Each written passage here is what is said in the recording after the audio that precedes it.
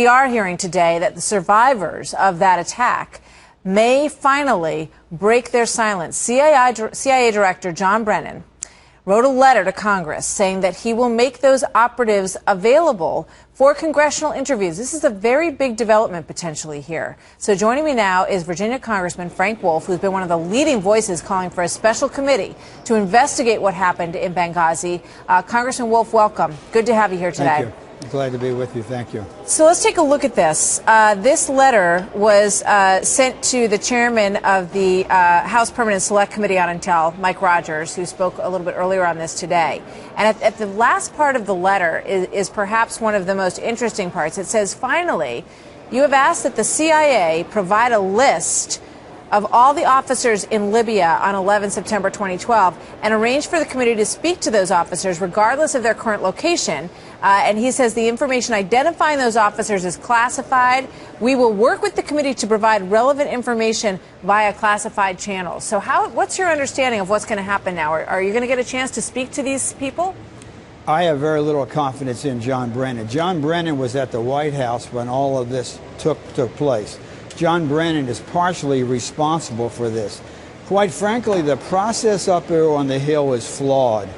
The Congress and the administration has failed. We have asked for a select committee made up of people from the Intel Committee, Judiciary Committee, Armed Services Committee, Government Operations Committee, and several other committees with public hearings. We're getting calls. And keep in mind, the CIA is in my district. I'm getting calls from employees saying they've been required to sign non-disclosure agreements. Now, this letter, I'm sorry to interrupt you, Congressman, but I want you to back that up, because this letter from John Brennan says that never happened, that no one in the CIA was told not to talk, that they were never told to sign non-disclosure agreements about what they knew about what happened in Benghazi. And you say that There's also, they have, some have gone to their lawyers. We've been in touch with law firms. We've also been getting reports of they're polygraphing people. Usually they polygraph people every 3 years, where now they're doing it sometimes several times a month. They are not sharing the information. We should have public hearings. John Brennan should testify. He was at the White House when this happened. David Petraeus should testify. Unless you have a select committee, you will never find out what happened. Even when General Ham testified, head of AFRICOM, it was all in a private session, and then he flew out to Aspen, Colorado at an event where they charged $1,200 a ticket. He actually told more there than he actually told to the Congress. You need public hearings if it is not public, and you need to subpoena the people, friendly subpoena. So I have very little confidence in this at all. They will say this and do just the opposite. Well, many employees at the CIA live in fear. If you're 50 years old, have a couple kids in college, own a house in Northern Virginia or out of Maryland, you're not going to risk your career unless you're brought in, and there must be protection for those who come in. John Brennan helped put together this policy.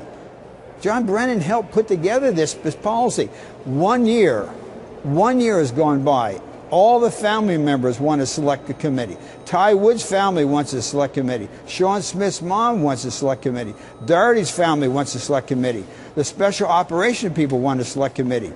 All the military. Did you see the letter yesterday from former Attorney General Benghazi, who was the judge in the blind sheikh trial, and the former Attorney General?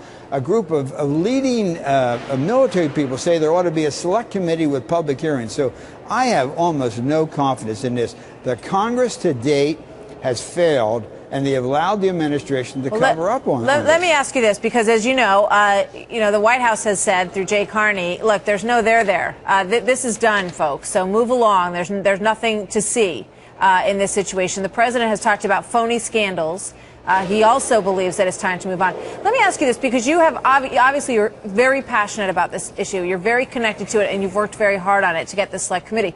So would you be doing this if the CIA was not among your constituents in your district? If Langley wasn't there and you hadn't personally heard from these people, look, you're getting snowballed here. This is not what's going on. Would you be as into this as you are? Yes, I would. I was the author of the Bremer Commission, National Commission on Terror, that we established. Yes, I would be. My committee funds the FBI. The FBI didn't get to the crime scene for weeks. The FBI sent a team out to Tunisia to interview a person that the Tunisian government wouldn't even allow. Every time you talk to anybody in administration, they always say, we really can't comment. This is a criminal investigation. The FBI is actively... Been going on for a year now. The FBI is not in Benghazi. The FBI is in Tripoli, and they're in Tripoli hunkered down in a compound, if you will. You need public hearings. If they're not public, and to say this is a phony scandal, you have to talk to the families. They don't believe it's a phony scandal. No, they don't. And last week, I talked to somebody who was on the scene. They would like to be called. There ought to be public hearings, and they should all be subpoenaed. We would like to hear from them, Congressman, and we're glad to hear from you. We spoke to Pat Smith this morning as well. Thank you, sir, for your time today.